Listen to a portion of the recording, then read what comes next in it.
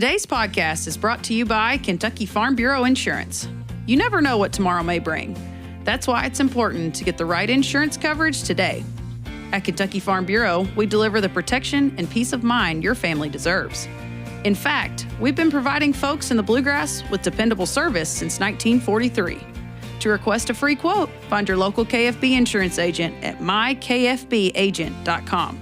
Kentucky Farm Bureau, big on commitment. Hey, Matt, how's it going? It's going well. It's a big week. It is Easter week. It's Easter. Woo. Yeah. You like Easter? I do like Easter. It's easy to like for the religious elements of it, but also it's just it's a good week, right? It is a good week. I don't have kids, so we don't have to do like the 800 Easter parties and 70 egg hunts and all that stuff. So honestly, we kind of live Easter pretty well. We eat well.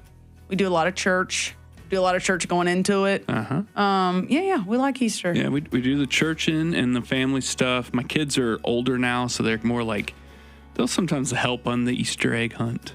You know, they kind of like the Carter's not like climbing trees trying to find eggs. He'll go out with a little squirt and help him, and then get a little too. I'm like, you're not supposed to find them. You know, let the child find the egg. You can walk over to it and be like, it's kind of near me. You know, like do something like that. And it kind of he's so competitive. Like this 1-year-old is just not finding the egg, and it's just driving him nuts. Kids get really distracted. Come on, it's right there. Like how could you not see it? Were you that dad? Like your kids had to find more eggs? Yeah, we would. So on my wife's side, they would do this like every kid has 20 eggs. You know, so once you get your 20, there's a million kids. So this is really a good. So the quota system was good. It was a good idea. It was a good idea. Where my side, it was like, sorry, you know, but it was I mean, it worked out that way. So the competitive kids, you know, but what we would do is let the little ones out first, and then the kind of little ones out next, and then the big kids got out there. Gotcha. So So you gave them in waves. We gave in waves on my side. Oh, wow. We had a really good tradition on my side of the family. Oh, let's hear it. We would do it every year. We would do an egg toss. Okay. So you'd get go find a partner. Okay. Okay. And I would always, my cousin, me and him. I was about to say, this is like a cornhole partner? Like we have a partner? Yeah, that's my partner. Right. And so what you do is you line face to face with your partner. And we'd have, 10, 12 pairs of people. Ooh. And this is our family, right? And our Easter was at a family member had a big enough yard to pull this off. And you just, you do a little 2-foot toss, take a step back. And it's a little 3-foot toss, take a step back. And you just keep doing that until the egg bursts on you. And it's a raw egg. We're not going to do a hard-boiled egg. Right. So that's what we did. We would do an egg toss. And you'd be surprised how good everyone got over the years. I mean, like these things, we were throwing them 30 yards. So how often did you win the egg toss? We won it once in a while. My brother was pretty good at it, and got some other cousins that were the older cousins. They did pretty good. A couple uncles were solid. They really launched one. Sometimes you just got a bad egg. You got an egg, it hits you, and you're out. You're out early. So did anyone do the boiled egg trick where they start chunking a boiled egg? Well, yeah, I think people would try to be funny and do that kind of stuff, and that's cheating. You'd have to, if you won, you had to show your egg. Oh, and make sure it wasn't. Everyone had to have a broken egg, but that was the rule. But sometimes people would be. Did you ever have a moment where you just kind of wanted to join all together and just egg someone? Yeah, just all of you instead of playing, everyone hits Uncle Bob. Yeah. But yeah, we did that forever. That was the annual egg toss, and get egg all. I mean, we had actually, but you usually show up. We got hard-boiled eggs, and they're all colored and ready to. Yeah. And then we had the couple that were just raw eggs ready to go. So yeah, that's a good one. That's a fun game. It was fun. We had a lot of fun. I do not have. I mean, we have really good Easter traditions. I have a very funny Catholic things. I went to a very, very small Catholic church. Okay, it's just a very small parish in Western Kentucky, and I was the only girl altar server. If you've ever seen Sister Act, it's the kids jamming up on the altar beside the priest, while they're singing. For any of my non-Catholics out there. So Holy Thursday, you wash.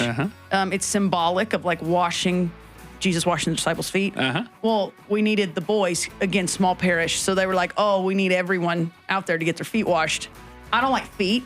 I don't like my own feet. I don't like anybody else. Everyone's like, "Oh, give Renee a foot rub." Peyton, I swear, if you touch my foot, oh my God. And I'm standing here with this little pitcher in this little bowl while the priest is like symbolically doing this. And I have just this grimace on my face. And my parents are like, can you please act like you like church? Like, it's Easter week. Jesus is about to be resurrected and you're just glaring at people's feet. Why? So that was one of the ones that's like tough tradition. And then every year, Payne's like, you want to go to Holy Thursday Mass? I'm like, do I? Can I sit in the very back? And so that's a funny one. The biggest one we ever did, though, like funny story wise, and I may have told this on here before, but I'll tell it again. So we got drawn for Final Four tickets one year, and like the friend group did. And so we called our parents, and every dad was like, you got to go to the Final Four. It's Easter weekend. But all the dads are like, you got to go. I mean, it's once a lifetime. All the moms are like, I mean, I guess if you have to, you know. So we go, and we lose. Frank the Tank from Wisconsin beats us in Indy. Okay, so UK loses, and that's an extra ouch too. We're like, what? That's still a wound. It was tough. That's a tough one. So we sleep in the hotel that night. Whatever. We wake up the next morning, and my phone has like 5 text messages because we'd stayed out late the night before, trying to avoid all the mean fans that were like, you guys lost, which we would have done to them if we'd have won. Fine. Yeah. So anyway. So we sleep in, I look at my phone, and there's a video of all of my siblings taking turns stealing the candy and the toys out of my basket. And it's like, where are you? And they're all stealing it. I was so depressed from the game the night. I never cried. I just sat there and kind of just bubbled like, I could be home right now. Instead, I watched us lose to Frank the Tank. And everybody's like, are you going to make it? Like, that's the whole thing. So now most Easters, if I'm at my parents' house, if we're in Princeton, my dad's like, you going to be okay? And I'm like, yeah, just don't touch my basket. Just leave my basket. I'm here, I swear. I'm coming, I promise. Yeah. So, Easter's a fun one. I like Easter because it's not hardcore from a, like, gathering perspective. The traditions are not hard to the point of like, we got to have 7 Christmases. Everybody's got to have a gift. Like, it's very low key. It's warm. People are kind of happy. Everybody they're in their pastels. They're excited. It's a bright day. It's a bright day. This Christmas brings a lot of extra obligation. A lot of people talk about that a lot. You know, the things that necessarily don't have to do with Christmas. Easter really doesn't have that as much. I mean, of course, there's some of that, but yeah, I like Easter a lot. It's I like the food. I like the and it's not. We don't have hardness on the food. We don't have a hard tradition. We don't have to have a turkey. We don't have to have the ham. Just kind of what you're vibing. Yeah, whether it's nice, you want to do more grilling than you do normal. Do a little more grilling. It's a little more loosey goosey. Yeah, it's gotten different as we've gotten older. I mean, our kids, you know, the egg toss happens sometimes, like it used to happen every year. Now it just happens sometimes. You know, there's some of that. Because all of the cousins are old and they got their own kids and they're going to this, they're going to that. They have a spouse, they got to go to that side. There's a little of that, but it's still it's another sign of spring too. It's like another, like you said, everything's getting a little warmer, getting out of the gray elements of winter, and the grass is green. You know, you actually have to cut it, you know, so you can, or don't. If you're gonna hide eggs, you know. That's exactly. Now you have an excuse. Thank you, Easter. I'm not. Yeah, dear. I'm letting it be long on purpose. But Easter's great, and so is our guest today. Yeah. Speaking of spring. Speaking of great and speaking spring. of great, we got Mark Thomas on the podcast today. Yeah, Mark. I've known him forever. The Thomases are great farmers, Hardin County, and he's TikTok ag famous. He is. He's one of those guys, like at Farm Show, when you see people go, hey, is that such and such? You're like, it is. People do it to Mark from our state. It's kind of wild. You're like, yeah, it is. It's actually, sure enough. It is. Yeah. But yeah, we talk a lot about just being an advocate in your own way. I think he found his way, you know, and does it in humor and has a lot of fun with it. So, he has a podcast. It's easy to interview a podcaster because they kind of get they know how to talk. They know how to do it. Yeah. So he came on today, and I think folks, if you haven't met Mark, you're going to like him a lot. If you like this, you have plenty of things to keep following Mark. He's out there. But yeah, I think people like this a lot. All right. So we're going to get you to Mark. Without further ado, I'm Renee Carrico. And I'm Matt Hilton. Let's get rural. What's your favorite Easter? Yeah.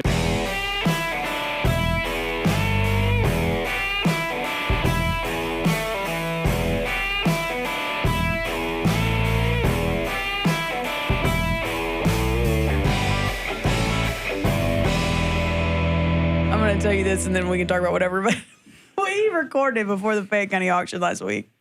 That episode comes out tomorrow. I don't know what he picked, but they had been in Alltech Arena, inside the arena. Nobody's in there for 2 hours? 2 hours. We're all set up.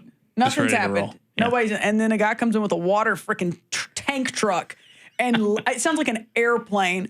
And we're like, just talk through As it. soon as the red button's hit, like record. It'll be here fun. it comes. Just talk through it. It is more common than you think. It's I'm sure. amazing, especially like out on a farm.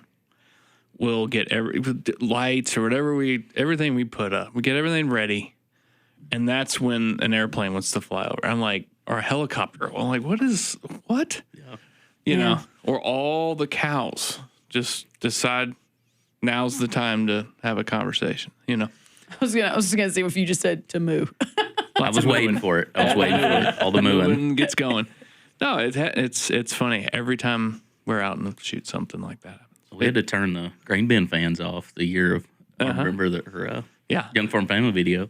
Yeah, we were way away from them, but it still it carried right through there. If you It's can weird how much control you it, we don't try hear to do. things too. Like when you're used to them, you don't even notice. Well, Especially if you're far away. Right. we have interns and younger people. I always say like the difference really between like a professional video and not isn't actually the video, it's the audio. Like there's a lot of people can actually shoot an all right looking Yeah.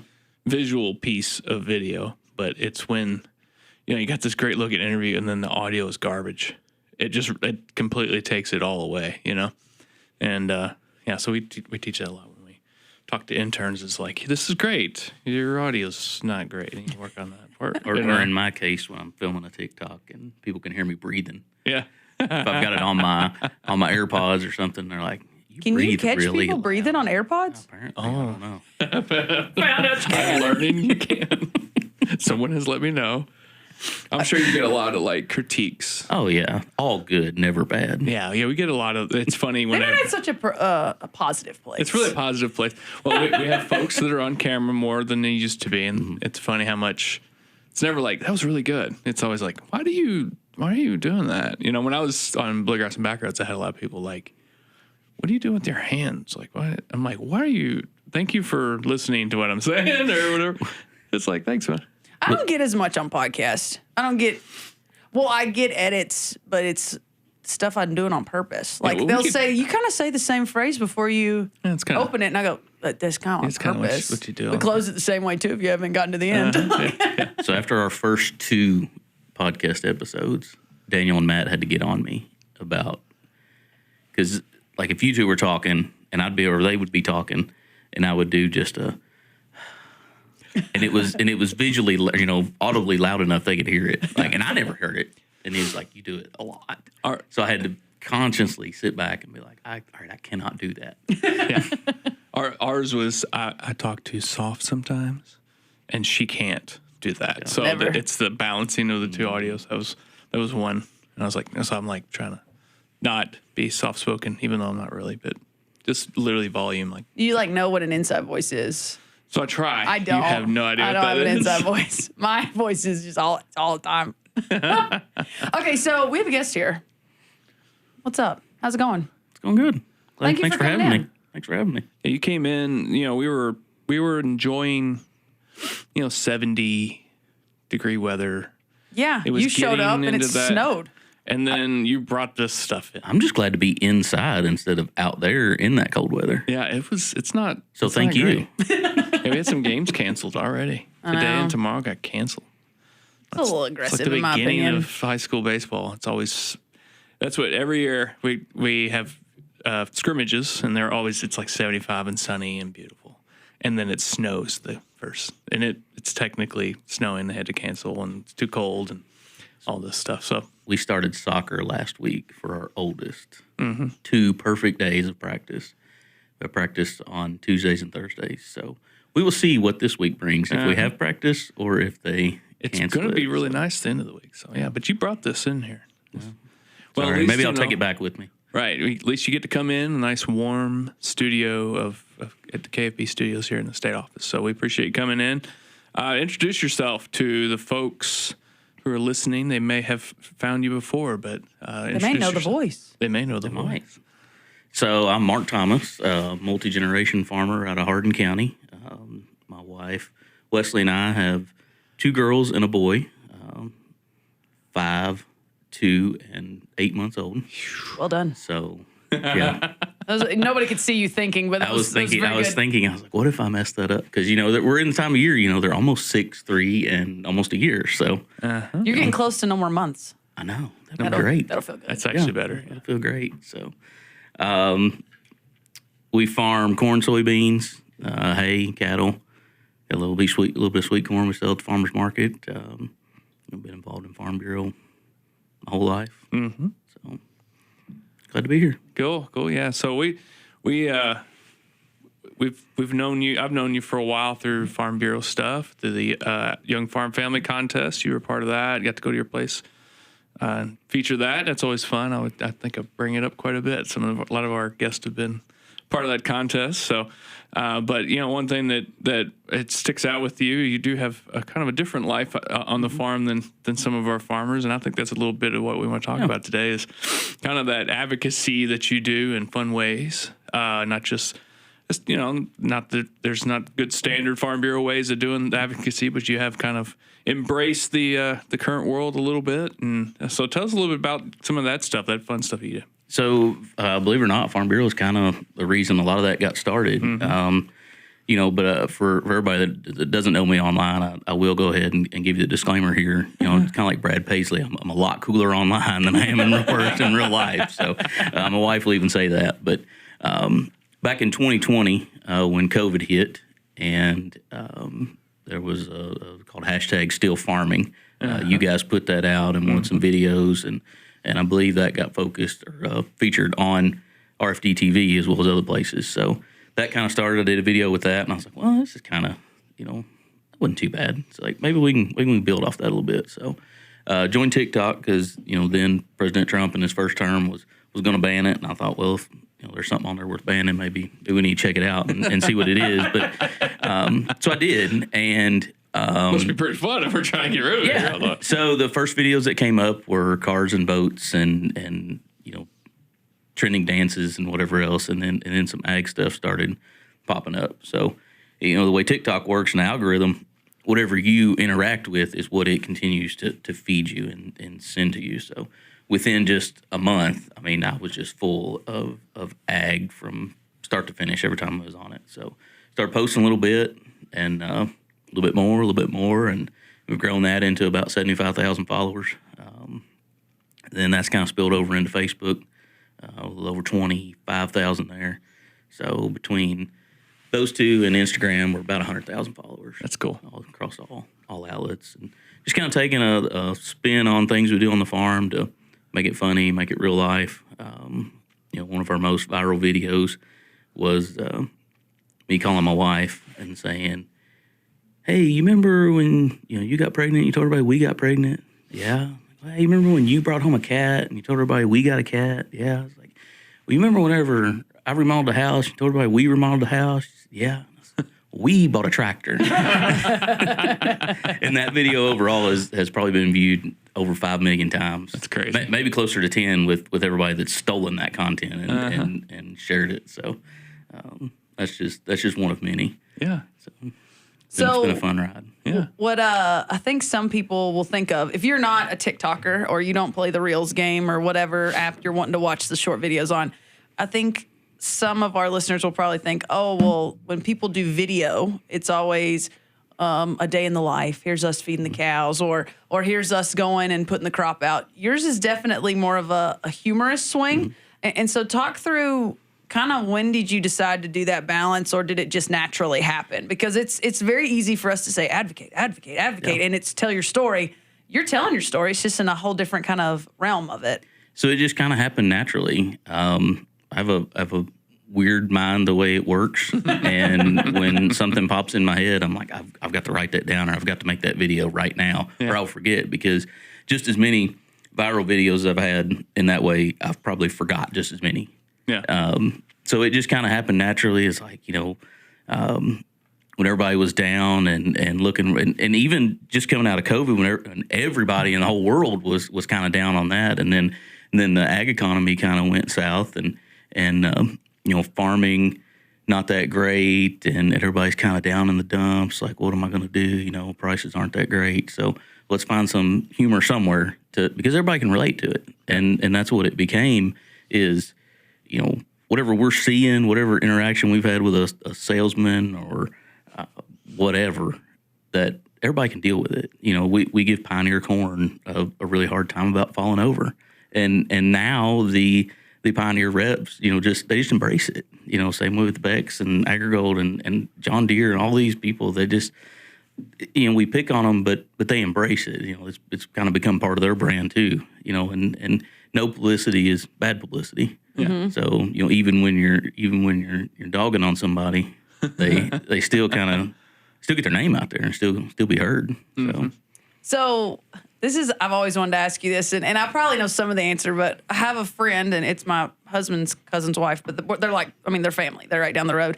And I ask her this all the time, like, we can all read the reaction of the people we don't know. They're very quick to comment. They'll give it a like. They'll share all the things. The people close to you, though, how did everyone around you, like your personal family, your friends, how did they take it at first? Was it weird, or were they just like, of course, Mark's doing that? Like, well, how did that kind of go? I've always wondered, because hers is a unique story where she's like, some people are like, makes perfect sense, and some people are like, what? Yeah.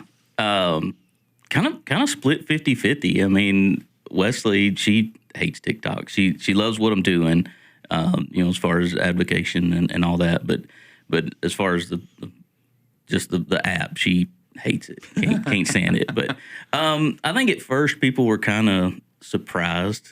And then when it was just TikTok, nobody really knew, because, you know, not everybody was on it, especially close around home. The big thing for me was, I guess it was 2022.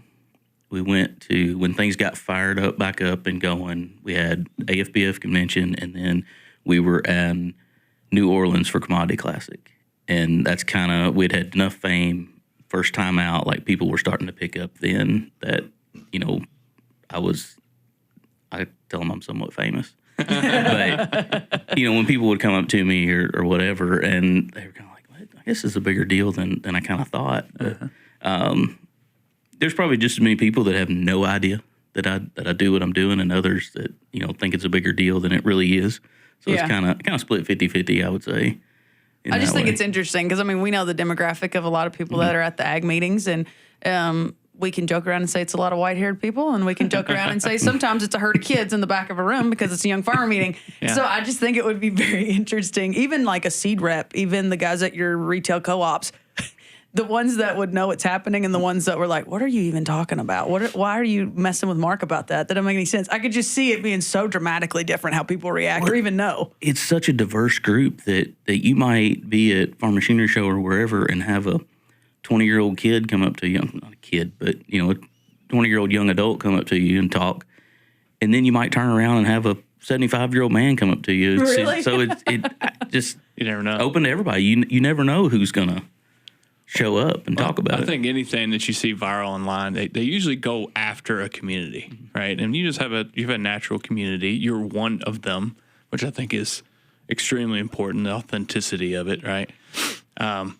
We talk a lot about trying to find ways of tapping into that kind of rural life, that the things that only folks get, who cares if anyone else gets it? You know, and that's kind of what you're doing. You're going, this is what it is, and I'm making it for you. And I think that's something that people don't understand sometimes. They're trying to get, you know, this larger audience. I'm like, no, just like really like go after yours, you know, go after your group. And I think that's really what you're doing. Maybe no intention of that. I'm just going to talk about what I think's funny. And that means most everyone else kind of thinks it's funny. I deal with this, and probably everyone else does in some form. And you probably just a little bit unintentional and intentional kind of work where you're just like, this is hilarious. Just let's do it and see if it works, right? That's right. Absolutely. Yeah. It just kind of falls right in and fits in. Yeah. So if somebody, I do want to talk, because you also have a really cool local podcast that we want to talk about as well. But I do want to ask, for those that might be interested in kind of dipping their toe in this and doing the reels, the TikToks, not just the large posts, not just, and I don't mean just in a bad way. Those are incredibly important, but it is setting up a camera, knowing how to edit, doing voice overlay. What would be your biggest advice when they got started? Is it easy to get overwhelmed, do you think? Is it an easy way to kind of get started that few people know about? It's very easy to get overwhelmed. Okay. You know, the algorithm will tell you to post every day. Some will tell you to post multiple times a day. I don't do that. Today, I haven't probably posted anything in a week. But it's also very easy to when you get in the swing of doing things, post every day if you can. If you get out of it, like I've been out of it for a week, don't stop. I mean, I'll get back into it. I just haven't had anything in a week, that's really fit. But just start basic. I mean, for the first 6 months, maybe more, I wouldn't even edit a video. I would just hold the phone up, say what I was going to say, send it, because I hated hearing my voice so much. I mean, I couldn't stand it. And finally, I guess I've just gotten numb to it, that I can just hear myself, in the background. I can actually listen to it and edit it and do what I need to do. But 6 years ago, if you'd have told me, you got to sit down and listen to replay this video and voiceover or check it, I'm like, oh, that's the worst thing in the world. I don't want to hear myself talk. Is that what I really sound like? It's like when you're taking a Snapchat video and they're looking to, like, they're typing the caption. My husband does that all the time. And I can just hear myself, and it's on repeat. And I'm like, well, you type whatever caption you're doing and send it already. Or turn the volume down. Like, it was funny the first time I said it. It's not been funny hearing me scream on repeat. Like, you got to get rid of it. Well, and sometimes a certain word, the more you say it, the more you think in your head, like, that's a weird word. Like, how? Is that how you say that? Is that a real word? That's funny. Yeah, you're living my life. I've gone from, like, broadcast to trying to do this social media thing, and I'm starting to feel really old. I got a lot more gray in the beard. Are you getting cranky? Well, just like TikTok. I don't know how to really do that. That's because you're like an old parent. So when Trump wanted to ban it, you just said that must be bad. No, I said add one less of those annoying things they're looking at all day. No, I mean I think any medium forever is trying to find that way to tap into something. Like to connect is kind of what I'm getting back to. That is we're trying with the podcast. We're trying with every piece of media that we make in our department. And one thing that we try to do is try to find that human authenticness, even if it's coming from an organization like Farm Bureau, right? That's what we're trying to do here. Even you're always trying to do that, and I've had a lot of people ask about podcasts, ask about social media, and I'm like, you'll be surprised how well you'll do compared to even an organization that has money and toys. I don't know if you have a podcast room like this, but I do not. Right. But what you have is you, and you have your life experiences and your story and your humor and your way you communicate and the way you talk and the way your accent hits and the things that are like the likable things. We interview a lot of people and do media training, and I've used this term a few times, real guyness. The real guyness is what you're always looking for. People don't understand that when we try to do media training, they think that I need to sound like President Melton or President Haney, these guys that have had some media training, even some of our other executives, to other people at different department, people that are trained to be on camera, those kind of things. And I'm like, people really like hearing the real guy, the real person, and I think that's what it works, and that's why I would always encourage people to try it. Like you said, just do a video of you talking and just talk about something. If something funny just happened, just say it and put it on there. That's right. And then just work your way into where you start. I'm a little more comfortable. I'm going to do that now. I'm going to do that now, because those voices resonate. It's tough for us to, even with an organization with all of the things that seem to be advantages. It's amazing when it's just a regular guy starts a TikTok on his farm, and how much that just wins so often. Well, I mean, Kentucky Farm Bureau is kind of the OG on the media. Bluegrass and Backroads has been around for a long time, and you were talking about you feel old, but I'm not going to make fun of you being old because you're not that much older than me. But Matt did have hair at one point. I think when he started with Farm Bureau, he had hair. They just kept adding apps, and he just kept pulling his hair out. Yeah, gotta make something out for that. I don't even know what that is. Another one? But I mean, that's what. Even when we made that, there was a level of trying to connect. And I think that's communication. Is did you connect or not? There's people that try TikTok and they just don't got something that people aren't connecting with for some reason. Right. It all depends on what your style is. There's people that have success on YouTube. Zach Johnson, the Millennial Farmer, huge on YouTube. He's kind of broke into TikTok in the last couple of years, but him and Rob Sharkey, just a couple examples that, you know, huge. I think Zacho's over 1 million on YouTube, but Rob has a bunch too. But their TikTok followings are a little bit smaller because it all goes to what form of media you want to see. Do you want to see the long form video on YouTube? Do you want to see the minute to the 1 to 10 minutes on TikTok? You know, the 15 seconds to 3 minutes on Reels. Do you want to listen on a podcast? You know, that everybody kind of has everything different. You know, podcasts are getting huge now. Seems like everybody's got one, which is not a bad thing because there's a lot of time. There's an audience for everything. So find what you're comfortable with, post it out there, and it might take off. You might be surprised. So, well, we talk about TikTok, and TikTok is literally worldwide. And I'm sure you're starting to see that with the number of followers you have. It probably felt like it was your buddies at first or people in your industry, and now it's gotten even bigger and bigger. What I like about what you guys do in your area is, sure, you're recording a video 1 point or 2 points a day where you're sending it out to the world, but then that very morning you could have been on the local radio just talking to 2 of your buddies. And I say just that one, of course, y'all post that podcast and more people can listen to it, but it is very locally centric, and it's very, I mean, you have a partnership with your local radio. You have regular call-ins from farmers in the area. So I really think that's cool, and I want to hear you explain kind of where that thought came from. But I think it would surprise people that don't maybe catch it very often or don't follow you on Facebook, that only follow you on TikTok, that this guy that sends things to the World Wide Web is also right here local on the local radio station just talking to his 2 buddies. So talk through the podcast for us. So the podcast was born out of COVID as well. So all the bad things that COVID was, you know, we're already on 2 or 3 good things that have come out of it, including my kids. When my first Jules was born in September of 2020, you know, right in the middle of COVID. So, but anyway, that was started by my co-host, Matt Adams and Daniel Carpenter, as well as Whitney Carmen from Grayson County. They started that when they were in Extension. As jobs changed, Matt moved jobs, Daniel moved jobs. They kind of quit doing that. Then last fall, we kind of talked about it ever since both of them had left Extension. It's like, we can go a different way with this now. You know, when it was with Extension, it had to be educational. It had to be, you know, beneficial to UK. It's like, well, now we can change this a little bit and make it fit agriculture a little bit better, you know, as agriculture evolves and changes. And I don't want to send off that UK's not, you know, Extension's not doing that, but this allowed us to locally do a few more things that we wouldn't be allowed to do. So last fall we sat down and was like, hey, let's jump in. Let's start this up and see what happens. So we kind of did. We called the radio back up, Abe 93.7, and said, hey, we're going to think about doing this. He's like, hammer down.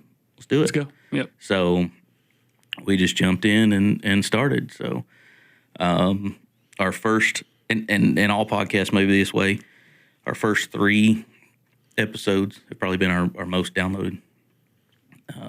But it just kind of, it rolls into what are we thinking? What are we doing? What we've been up to this week? What's going on in the community? Recap of events we've been to. This past week, I had spent the day at the Legislative Drive-In, and so we talked for a good length of time on the drive-in, Senate Bill 199, all the things that were going on, and to maybe the people that don't keep up with local politics or statewide politics, you know, it might just be a quick snippet of, hey, this is going on. You know, thanks for telling us about that. You know, we've been able to bring in a few sponsors and kind of reward ourselves for our time and keep us on the radio. So that's pretty neat. Yeah, great. Yeah, I mean, if I'm a radio in a rural community and a couple guys that have personality want to be on and do something like that, I'd be like, heck yeah, let's do it. Yeah. I mean, I totally get it. Yeah, so what you learn with the podcast is the slow burn growth. That's one thing we're learning as we do this. It's also surprising who's listening. You know, and like you'll be out and somebody will be like, remember that you said that one thing? I'm like, we do like 1 or 2 a week. Yeah. Dude, I totally remember that. And there's people that will listen, that will not miss it. 8:05 on Saturday mornings, they will not miss it. Right. They couldn't download it on their phones if their life depended on it, but they will catch it on the radio. And you would think, you know, you might be the next person who you think, oh, well, they listen on radio. No, I download it every week and listen to it. Like, I would not have thought that you would listen, have an app on your phone to listen to podcasts. But that's awesome. Thanks for listening. So. Yeah, it's fun. I agree with Matt. It is. It's the good and the bad of a podcast. Of what I think makes people the most comfortable. And I don't know how many in-person guests you guys end up doing or if they're more call-in. But when we have someone in here, you're not really an example of this. You're very comfortable with the camera or with the microphone. But we'll have some that I'm like, Matt, this guy's the best personality. But if that red light clicks in his face, he's going to freeze. So let's put him on the podcast. Yeah. But then I kind of do the same thing that they do where I just kind of forget the rest of the world's out there and I'll just joke around. And then I'm like you 3 weeks later, somebody will like, you got to be easier on Peyton.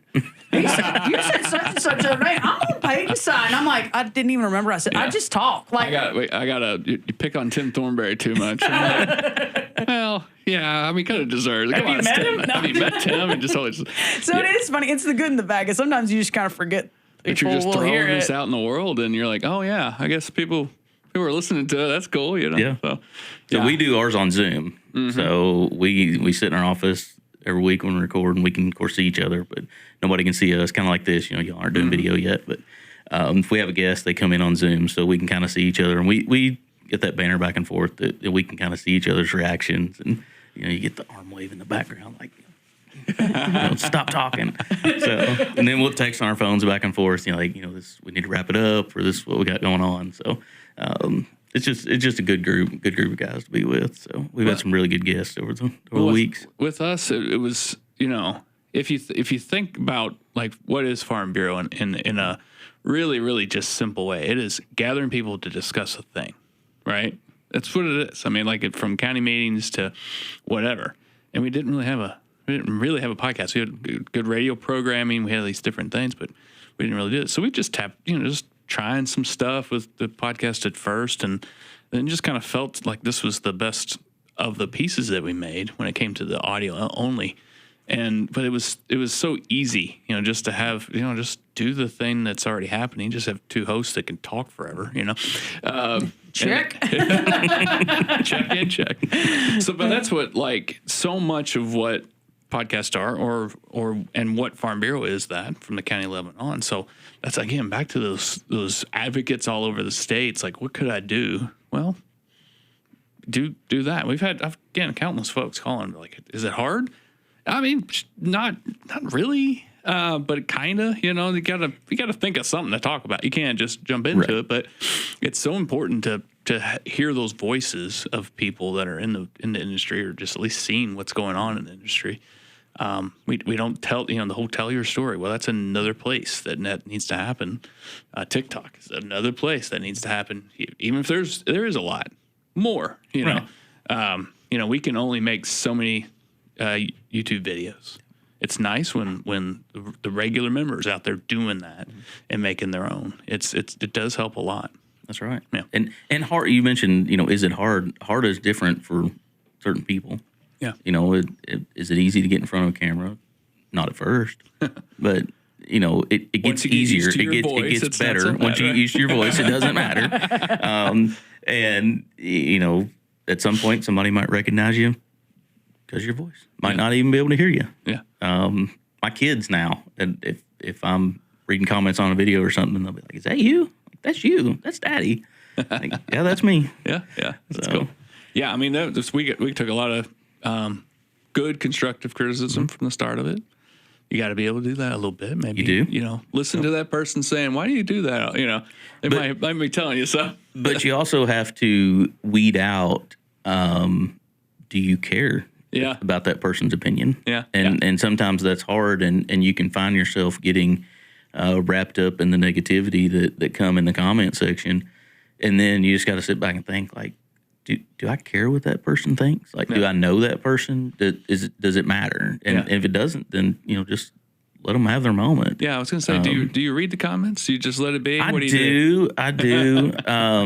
Sometimes I wish I didn't, but for the most part, yeah. I keep my videos PG. Yeah. And, I kind of started that from the beginning is I never wanted to put anything out that used vulgarity or anything like that. Yeah. Because I didn't want something down the road that my kids might see and and be embarrassed of, or something that I would be embarrassed of down the road. So, so that being said, I don't use it in my videos, and I don't talk to people negatively, in a serious way. A lot of ours, we'll joke back and forth with people, and it might come off negative, but somebody comes in my comments and just blows it up with vulgarity, I delete it. Yeah. It's gone. And if it becomes a problem, just block the person and move on with your life. Yeah. Because they're not the people you want on your page anyway. Yeah. So, a fellow I met through TikTok, I think he's from Texas, Farmer Dan 97 and I actually learned this the other day. I didn't know what the 97 was, but it was actually the year he was born. I didn't realize he was that young. But he was on Sharky's podcast down at Commodity Classic. But anyway, he brought up a good point. He said, I do this. He said, I want my kids to be able to look back someday and go, oh yeah, that's what Dad was doing, how many years ago. I was like, man, that is like the perfect summary of what we do. Like if nothing else, if my kids want to farm, great. If they don't want to farm, some way I guess because they say everything you put on the internet's there forever. So hopefully they'll be able to find it. But they can find it when they're older and be like, oh, that's what Dad was doing, back in the 2020s, Very cool. Well, speaking about what Dad was doing, I don't want to end on a sour note, but I also want you to be real, and I know you won't sugarcoat it if it doesn't need to be. We're about to go into a planting season. We're on the cusp of it. And if you're a wheat producer, you've already been in this. We're talking to my certified farm market folks and the tulip people. I mean, this freeze we're about to have happen is kind of scary for some crops. And so talk to us the mood from your farm's perspective going into this planting season, going into this growing year, and kind of what you guys are thinking about right now as you mosey into that. So we talked about all the fun stuff, and not that TikTok's always fun, but that is kind of a fun outlet. And the podcast is a fun outlet, but give us a little piece of the day-to-day, what's happening the other 23 hours of your day, not just the one where you're getting to play on the internet. So it was a lot better before about 3 weeks ago, honestly. Going into 26 I'm more excited going into 26 than I was going into 25. Prices in 25 were down, and fertilizer prices we thought were high. And then about 3 weeks ago, it changed our whole mindset of what high fertilizer prices are. But it's a lot like 25 was. Just gotta, watch what you're doing. Be mindful of what we're spending. Make sure we're spending that dollar wisely. Gotta follow the markets and be a better marketer. That's what it comes down to. When corn's $7, $6, even $5, it's very easy to make a profit. You can kind of just throw a dart at a dartboard and hit a money making price, but you kind of need to sharpen your pencil and we've always been really good at that. My grandfather was one that said you'll never go broke selling at a profit, and he retired very wealthy. So. We're continuing that legacy on the farm, and that's what we try to do is, make a profit and move forward. And we've had to do things differently than we've done the last several years. We're looking at how much fertilizer we're applying and changing kind of what we're doing, changing up some foliar programs and doing things different on marketing to try to, get some freight cost worked in or worked out of it, and just every way we can to make a penny. If you watch your pennies, the dollars will take care of themselves, it seems like. So, a couple $1,000s here and a couple $1,000s there eventually adds up to real money. Yeah, for sure. I just think it's well, first off, thank you for being as positive as you can be. For those that don't understand how much that fertilizer price impact is going to be on our producers, that is one thing that for a lot of crops, you really can't pull back much on, and we already have. Our guys did that because, like you said, we did think it was high. And so a lot of times thinning back on fertilizer, how many years are we going to be able to do that where we're not really affecting the ground? You guys farmers are the number one conservationist out there. So we want to make sure we're giving the soil what it needs to do what it needs to do with the plants and not just depleting it over and over. And so sometimes I think people say, oh, well, fertilizer's up. Well, what's it going to hurt? They just put a little less out there. It's hard to understand unless you're looking at the numbers, but that does add up year after year if you keep depleting that soil. And so I think it's good for those that are listening to hear just how you guys are thinking. Instead of just saying it's tough, it is helpful for me when I'm talking to people. Well, this is what that guy's thinking about right now. And it's 45 things in his head. So that's probably why he looks a little bit tired on Sunday after church. This is where his brain is at. And it's got to go 45 ways at the same time to try to pinch pennies here, there, and yonder. So I appreciate the synopsis. And I know people will be able to tune in on Saturdays to be able to hear that too. But it's helpful for them to get to hear a piece of it here. Well, you're talking about fertilizer again. Urea's up $275, I think, from where we prepaid. So that's over 50% increase. That's going to, if you didn't have part of the needs locked in, guys are going to switch to soybeans. Yeah. It's just, that's just part of it. But doing that, that's great. Soybeans make more money. It's all about making the money. But you got to think on the backside of that. Well, when I plant soybeans, I got more potential erosion problems. Well, now I got to plant a cover crop, and do all these things. Nothing year in, year out. We try to stay on 50-50 crop rotation because, this year one might make more money than the other, but in a 10-year average, it adds up. That's your money maker. Yeah. 9 out of 10 years is staying in a rotation. Yeah, for sure. Well, I do want to round us out, though, with one more chance. So if that wasn't a good teaser of what the guys do on Saturdays, except there's 3 of them getting to banter it back and forth about Right. And one that works a little more industry, too. So that's always a fun little twinge to it. But talk to them. Where can they find you guys? Where can they download it if they're not in your local listening area? And then what's the TikTok handle? So you can get the podcast on Saturday mornings, Abe 93.7. If you're local to Hardin, LaRue County, you can get it on the radio, or you can go to abe93.7.com and live stream. It's available on Spotify, Apple, just about anywhere you can get podcasts. Probably the same place you're listening to this one at. TikTok, our handle is Thomas Farms. On Facebook, it's just my name, Mark Thomas.